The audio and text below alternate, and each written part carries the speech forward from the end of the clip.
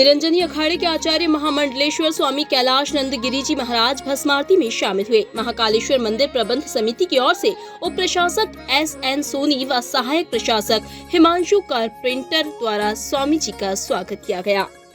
खूब आशीष है कि यहाँ की परंपरा अत्यंत प्रशंसनीय है, सराहनीय है और वैदिक परंपरा है। वैदिक परंपरा है।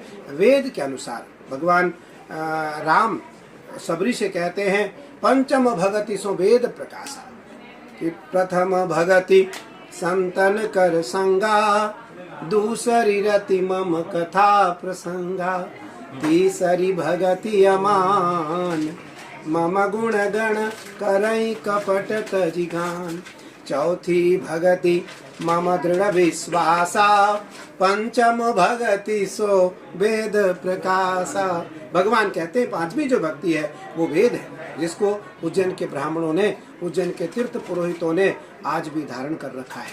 मैं प्रशंसा नहीं कर रहा हूँ, आचार्य होने के नाते प्रशंसा नहीं कर रहा हूँ। यथोचित सत्य सत्यम बद, सत्यम बद। श्रीमद्भागवत जी कहते हैं कि सत्य बोलना चाहिए और आचार्य को सदैव सत्य बात करनी चाहिए, सत्य बोलना चाहिए। मैं आज बहुत दशक बाद, लगभग 2-3 दशक बाद भस्म आरती में रहने का सौभाग्य प्राप्त हुआ और भस्म आरती के अनुसार के समय अनुसार नहीं, भस्म आरती के समय में जो पूजन परंपरा रही महादेव को अत्यंत प्रिय है।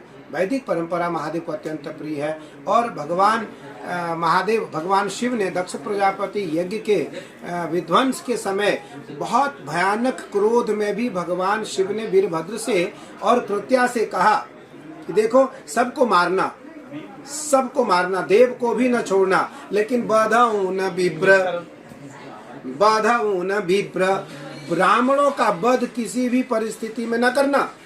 भगवान शिव का वाक्य, भगवान शिव ने कहा किसी भी विषम परिस्थिति में भी भगवान ने कहा ब्राह्मणों का वध न करना, देवताओं को छोड़ना नहीं।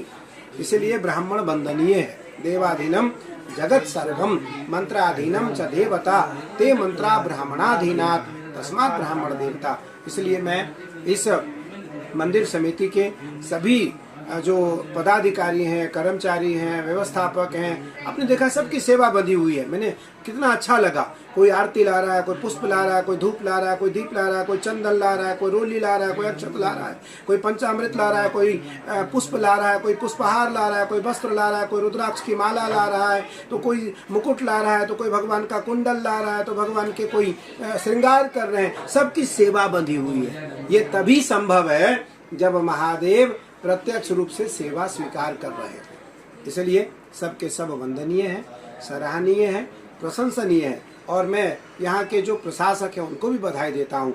यहाँ के जो DM हैं, कलेक्टर हैं उज्जैन के, उनको जब पता लगा मैं आ रहा हूँ, मैंने पूर्व CM साहब को बताया कि मैं आ रहा हूँ और CM साहब ने तुरंत सूचना भेजी जिलाधिकारी जी के पास। जिलाधिकारी महोदय ने 2 अधिकारियों को साथ में लगाया कि किसी प्रकार की कोई तकलीफ पूज्य स्वामी जी को और स्वामी जी के साथ जो लोग आ रहे हैं उनको कोई तकलीफ ना हो।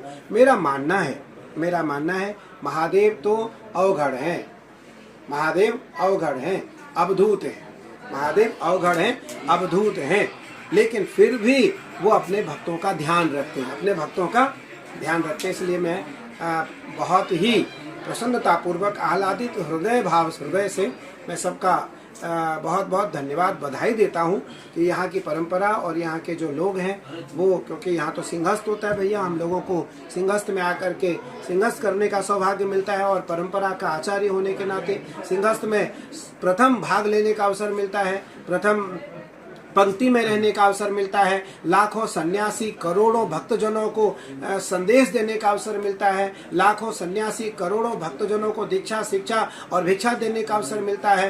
तो इसलिए मैं ये कहना चाहूँगा कि यहाँ महादेव प्रत्यक्ष है। महादेव की कृपा जो चाहेगा महादेव उस पर कृपा करेंगे, जो नहीं चाहेगा उसको भी महादेव अपनी ओर लाने का प्रयास करेंगे। और यहाँ आने वाला व्यक्ति मोक्ष तो पाता ही है, शिव जी को भी प्राप्त करता है, शिव गति को भी प्राप्त करता है।